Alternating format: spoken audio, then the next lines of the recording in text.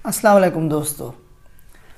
मुफ्ती साहब के जेल आने के बाद आम लोग बल्कि ख़ुद मुफ्ती साहब भी ये सोच रहे थे कि अब इंजीनियर साहब इख्तिलाफ़ी मसाइल को ज़्यादा नहीं उभारेंगे और इस मसले पर खामोश हो जाएंगे, लेकिन इंजीनियर साहब का मसला दिन ब दिन वो अपनी हार मानने के लिए तैयार ही नहीं है। हमारे बाज़ सादा दिल दोस्त ये बोलते हैं कि भाई कि जब मुनाजरा हुआ ही नहीं तो फिर हार कैसे। भाई एक बात शायद वो इस उसूल से माशरे में एक उसूल होते हैं, बल्कि हमारी अदालतों में भी वो कवानीन राइज हैं कि जब मुद्दई और मुद्दा अलैह में से अदालत ने जब फ़ैसला सुनाना हो और कोई एक ना आया हो तो जज दूसरे के हक़ में फ़ैसला सुना देता है। एक बंदा क़यामत तक आने के दावे कर रहा हो कि भाई आप क़यामत तक आ सकते हैं, फिर उसमें क्या मतलब था? क्या उसमें कोई कैद थी कि आप इतवार के दिन आ सकते हैं, आप संडे के दिन आ सकते हैं, आप पहले नहीं आ सकते? वो तो मुतलकन दावे कर रहे थे। भाई वो तो इल्मी और किताबी शख्स हैं। एक बात मैं यहाँ उनकी बुराई नहीं बयान कर रहा। लोग आते हैं कमेंट में मिर्ज़ा साहब के मानने वाले गालियाँ देकर जाते हैं, फिर मैं उन्हें बोलता हूँ कि भाई आपके टीचर्स ने, अली मिर्ज़ा साहब ने, अली भाई ने ये कहा था कि भाई हमेशा दलाइल से बात करो, दलील से बात करो, तो लिहाजा आप गाली क्यों देते हैं? फिर वो बेचारे खामोश हो जाते हैं। तो क्या उसमें इतवार तक आने की शर्त थी? आज तक नहीं थी। आप तो इल्मी और किताबी शख्स हैं, और इल्मी और किताबी शख्स तो किसी जगह पर जा सकता है जहाँ भी बुलाया जाए, उसके लिए शर्तें नहीं होती। दूसरी बात, आपने कहा कि मुझे ये फ़ोन करके आते हो, कॉल करके आते, हालांकि वो अगर आपकी फ़ोन कॉल करके क्यों आती, कि आपकी कोई तैयारी नहीं थी?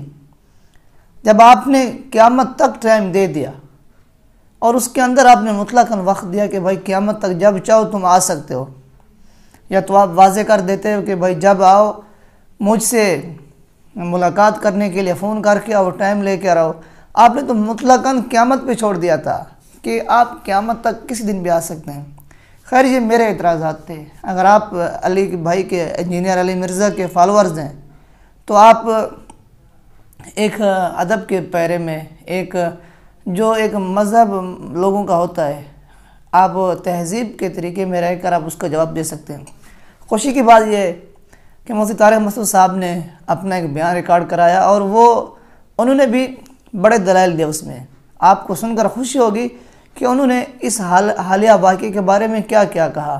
लेकिन एक बात आपको मानना पड़ेगी अली भाई, एक बात इंजीनियर अली मिर्ज़ा साहब, एक बात मानना पड़ेगी कि जो आपने बीच में ये CTD वाला हवाला दिया, ये पुलिस वाला हवाला दिया, उसके बाद आपने गुंडों वाला हवाला दिया, उसके बाद आपने कहा कि भाई ये तो एकेडमी पे धावा बोलने के लिए आए थे, ये आपने बिल्कुल झूठ बोला है। आपको ये बात मानना पड़ेगी कि आपने ये झूठ बोला है। हालांकि अगर वो आपको कोई नुकसान पहुंचाने के लिए आए थे, एक सवाल है, नुकसान पहुंचाने के लिए आए थे, CTD को पता चल चुका था, उसके बावजूद उसके लिए कार्रवाई क्यों नहीं की गई? यहाँ तो एक मुजरिम को CTD वाले कहाँ कहाँ से उठा के लाते हैं। सबको पता है पाकिस्तान में जो मुजरिम होता है उसके साथ क्या किया जाता है।